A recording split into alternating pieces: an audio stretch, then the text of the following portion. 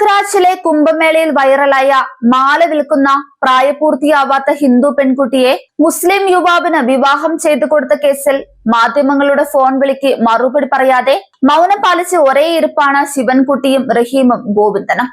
വിവാഹ ദിവസം മാധ്യമ ശ്രദ്ധ പിടിച്ചുപറ്റി രാഷ്ട്രീയ നേട്ടമുണ്ടാക്കാൻ ശ്രമിച്ച ഇവർ കേസ് കുരുക്കാകുമെന്ന് അറിഞ്ഞതോടെയാണ് മാധ്യമങ്ങളിൽ നിന്നും ഓടി ഒളിക്കാൻ ശ്രമിക്കുന്നത്. കേസിന്റെ ഗൗരവം തന്നെയാണ് ഇവരെ ഭയപ്പെടുത്തുന്നത്. ഈ കേസിൽ കേരളത്തിലെ DGPയോട് ഏപ്രിൽ 22-ന് ഡൽഹിയിലെ ദേശീയ ഗോത്ര കമ്മീഷൻ മുൻപാകെ ഹാജരാകാൻ ഉത്തരവിട്ടിരിക്കുകയാണ് എന്നത് കേസിന്റെ ഗൗരവം വർദ്ധിപ്പിക്കുന്നുണ്ട്. ഇതാണ് റിയൽ കേരള സ്റ്റോറി എന്ന് പറഞ്ഞ് ന്യൂനപക്ഷ വോട്ടുകൾ തെരഞ്ഞെടുപ്പിൽ ഉറപ്പിക്കാനുള്ള രാഷ്ട്രീയ കളിയാണ് ഗോവിന്ദൻ മാസ്റ്ററും ശിവൻകുട്ടിയും റഹീമും നടത്തിയത്. പക്ഷേ ഈ വിവാഹത്തെക്കുറിച്ച് വിശദമായ അന്വേഷണത്തിന് ദേശീയ ഗോത്രവർഗ കമ്മീഷൻ ചെയർമാൻ അന്താർ സിംഗ് ആര്യ ഉത്തരവിട്ടതിനെ തുടർന്ന് ഒരു പ്രത്യേക അന്വേഷണ സംഘം രൂപീകരിച്ചു. ദേശീയ ഗോത്രവർഗ കമ്മീഷൻ ലീഗൽ അഡ്വൈസറായ Prakash Uikey, commissioner director PK Kalyan Reddy എന്നിവരുടെ നേതൃത്വത്തിലാണ് അന്വേഷണം നടത്തിയത്.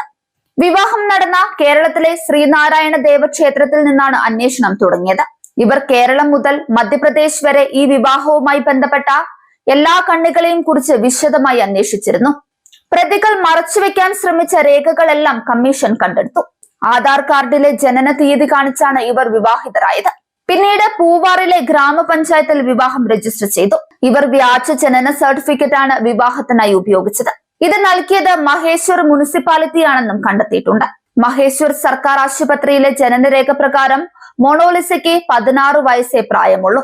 കേരള സ്റ്റോറി എന്ന സിനിമയിലെ ലവ് ജിഹാദിനെ പരിഹസിക്കുകയായിരുന്നു വിവാഹ ദിവസം ശിവൻകുട്ടിയും ഗോവിന്ദൻ മാസ്റ്ററും റഹീമും ചെയ്തത്. എന്നാൽ ദേശീയ ഗോത്രവർഗ കമ്മീഷന്റെ ഫോറൻസിക് പരിശോധനയിലാണ് വിവാഹം നടത്താൻ വേണ്ടി മാത്രം കള്ളരേഖ കെട്ടിച്ചമച്ചതാണെന്ന് തെളിഞ്ഞത്. 2009 ഡിസംബർ 30 മൊണോലിസയുടെ യഥാർത്ഥ ജനന തീയതി. അതുപ്രകാരം വിവാഹം നടന്ന മാർച്ച് 11-ന് കുട്ടിക്ക് 16 വയസ്സാണ് പ്രായം.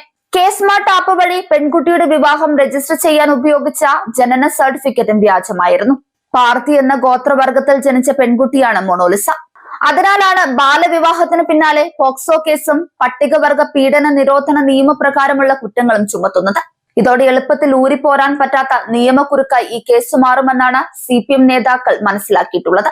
വിവാഹം നടത്തിക്കൊടുക്കാൻ CPM മുന്നിട്ടിറങ്ങിയിട്ടില്ലെന്ന് പറഞ്ഞൊഴിയാൻ പാർട്ടിക്ക് കഴിയുമെങ്കിലും അന്ന് നടത്തിയ പെർഫോമൻസിന്റെ പേരിൽ മാധ്യമങ്ങളിൽ നിന്നും എളുപ്പം തടിയൂരാൻ റഹീമിനും ശിവൻകുട്ടിക്കും ഗോവിന്ദനും പറ്റില്ല.